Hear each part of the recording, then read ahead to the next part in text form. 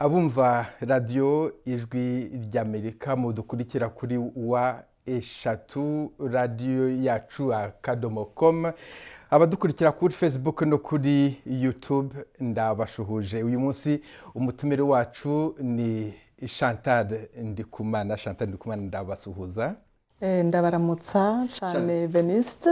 Chantal Ndikumana akaba ari umupfasoni wiyemeje guteza imbere uburezi, guteza imbere indero, akaba abikora akoresheje ikigo cyitwa Burundi Education Foundation. None Madame Ndikumana, nagira ngo usobanurira bumva ijwi ry'Amerika n'abatureba Burundi Education Foundation yajite niki? Murakoze Venuste, nagomba mbanze nidondore. Chantal Ndikumana ndi Umurundikazi, nivyo nije ndavye Burundi Education Foundation. Iciyumviro cavuye kubera ubwa mbere abantu baba muri village yitwa Rusaga iri muri commune Ryansoro bagiye hamwe barasaba ubutegetsi ko bwobafasha kuronka ishure. Hama umuvyeyi wanje ari we professeur émérite Joseph Katihabwa arambara ati mwananje umfashe turonderere ishure abanyagihugu bo muri commune yacu village commune yitwa Rusaga. Nshobora gufasha ndabifashijwe n'abagenzi, tuja hamwe dufata urugendo tugenda i Burundi, turatembera aho yo village iri Rusaga, tujana n'uwo twakorana, turafata amasanamu, hama turafata ivyegeranyo ivyifuzo by'abantu baba ngaho bavuga ati abana bacu bagenda ibirometero byinshi barondera ukuja kwiga, nta kuntu mwodufasha kugira ngo ubwo bubabare bw'urugendo rurerure rube ruto. Hama rero turagenda muri UNICEF dusabira abo bantu muri iyo village Rusaga. UNICEF rero kubera yubakira leta iratwumvira, irabishira mu ngiro, barubaka ishure ry'akarorero, ishure ryubatswe mu bikoresho vyiza, barashako n'amapano solaire kubera twari twabahaye imigambi twifuza yuko abana bo kwiga ibintu vyiza bijanye n'ibihe vya none dukoresheje ico bita internet. None abantu benshi badukurikira kandi haba kuri radio haba no kuri televiziyo bazi neza ko Uburundi muri imyaka 10-15 ishize bwakoze igikorwa gikomeye cyo guteza imbere uburezi. Bishoboka gute ko muri komine yawe ya Ryansoro muri province ya Gitega uburezi bwari bukiri inyuma cyane, nta mashuri hari, kandi tuzi yuko mu Burundi hubatswe amashuri menshi? Byagenze gute kugira ngo haba nta mashuri ahari? Ivyo vyavuye hanini ko yo Colline itarimwe abantu benshi bize baronka babaserukira imbere kugira ngo bibukwe. Hama ko umuvyeyi wacu hamwe n'abantu bakenye bari barashobora kwiga, baravuze ati tuje hamwe dukoresha abana bacu bafashe natwe abiwacu bibukwe. Nuko rero haciye nk'imyaka myinshi twagiye tubona batwumviriza, mugabo imitwe ikoranye baciye batwumvira, kuko iyo uzanye agahogo kamwe canke muri bake ntimwumvigwa, mugabo iyo muje muri benshi barabumviriza.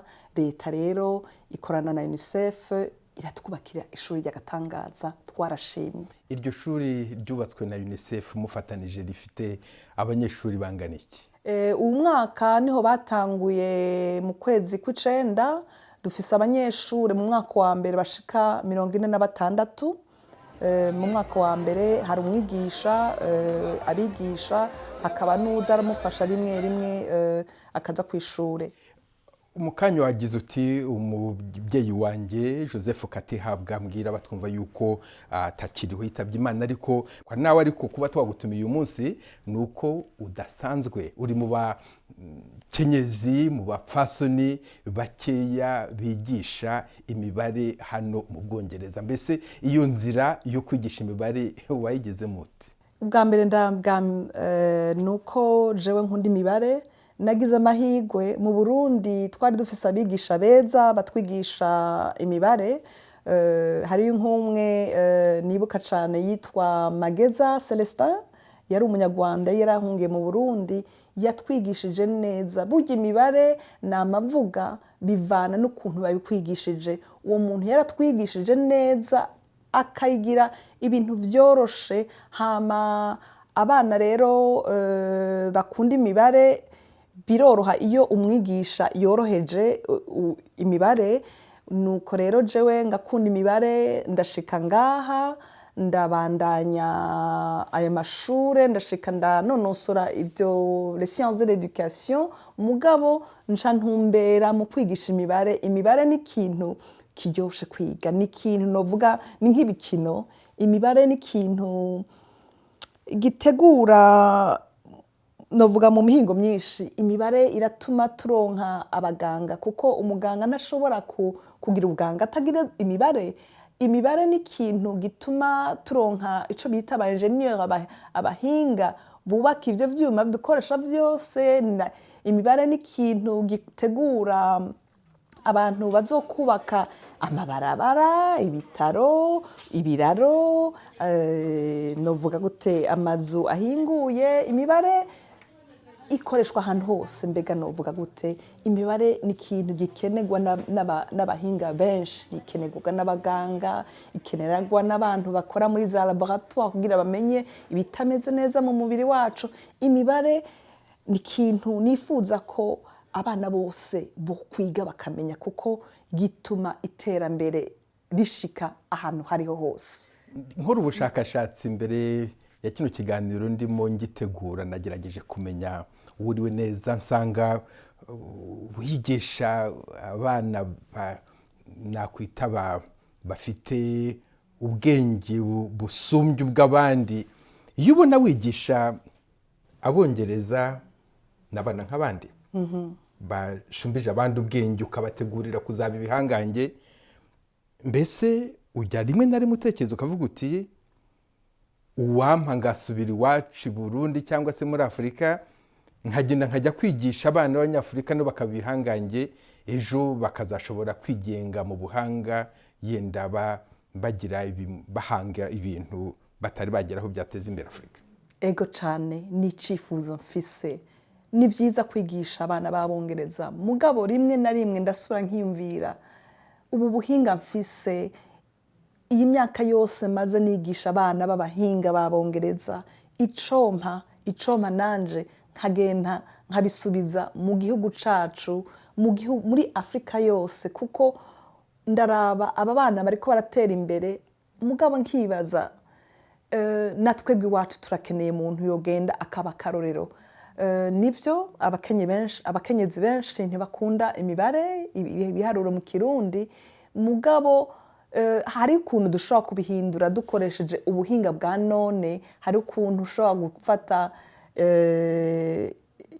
ivyo vyigwa ukabishira kuri internet. Sinzi ngene novuga internet mu Kirundi canke mu Kinyarwanda. Birumvikana. Ivyo bintu vyose ufise wamaze imyaka utegura abazoba bahinga ngaha i Burayi no mu Bwongereza hose, n'abana b'Abanyafrika tukaronka abahinga, kubera imibare ariyo shingiro ya science. None se uwo ni umushinga ufite, ni igitekerezo, ni ibintu bifatika umuntu yavuga ati na ejo bundi bizaba byagezweho, cyangwa se no gutegereza igihe kirekire? Novuga ko ari umushinga mfise kandi naratanguye, kuko dufise website, dufise bureau, dufise na konti kugira ngo dutangure uwo mushinga. Usaba uburyo bwinshi, mugabo nibaza yuko turonse abadufata mu mugongo tuzobishikako.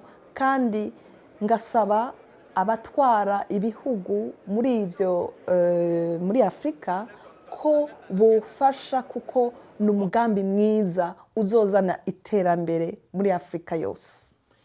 ntongere mbisubiremo muri ubwo bushakashatsi bwanjye naho hari ahantu nageze mbona yuko sinzi mbona bisomye neza yuko ushobora kuzatumirwa mu nama y'abakuru b'ibihugu bigize umuryango Commonwealth. Iyo nama akaba ishobora kuzabera mu Rwanda mu mwaka w'ibihumbi 2020. Nibeshye cyangwa se ibyo mvuga nibyo? Ego twahuye n'umuntu akora ngaha, akorana n'ibihugu byo muri Aziya, muri Inde, za Japon, akorana n'ayandi amasosiyete agira ibintu byo kugira learning online, aho biga kuri internet.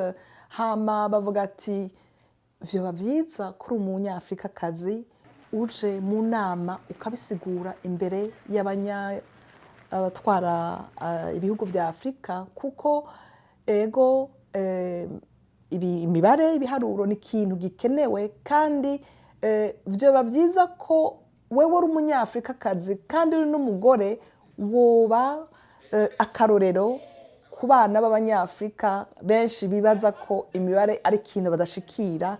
Hama bikorohereza abo banyagihugu bo muri Afurika n'abakuru bakavyumviraho, bakavyumva ari umunyafrika abibasaba. Murakoze. None mbere yuko turangiza kino kiganiro nyemerere nkubaze, hari undi mu fasoni w'umurundikazi uzwi cyane witwa Maggie Barankitse, azwiho kuba mu gihe cy'intambara yarafashije abana b'abahutu n'abatutsi. Aho ngaho muri Gitega naho abana ufasha n'abahutu n'abatutsi. Mbese waba ushaka kumera nka Maggie Barankitse, urashaka gushyira ikirenge cyawe muke? Ego cyane, ndifuza ko ngera mu kirenge cya Maggie. Maggie n'umuntu yafashije abana datoye. Jewe ndi umuntu afasha bose, nifuza gufasha umwana wese uko ari, umwana umukene, umwana yifise, umwana w'umuhutu, umwana w'umututsi, umwana w'umutwa, kuko urera ntatora, urera arera bose ntacagura. Nico ciza c'uburezi, uteza imbere bose ntucagura. Ni naco gituma binyorohera kwigisha aho nshitse hose. Ngaha mu Bwongereza nigisha abana b'ubwoko bwose. Indero, kuba umurezi ni ikintu ciza, kuko utegura kazoza rero utegura bose ntucagura. Chantal Ndikumana, ndagushimiye kuba waje muri kino kiganiro cy'Ijwi ry'Amerika. Nshimire kandi namwe mwese mudukurikiye kuri Facebook no kuri YouTube, n'abadukurikiye kuri radio yacu ni wa@radioyacu.com. Ijwi ry'Amerika ni radio yanyu, murakabaho.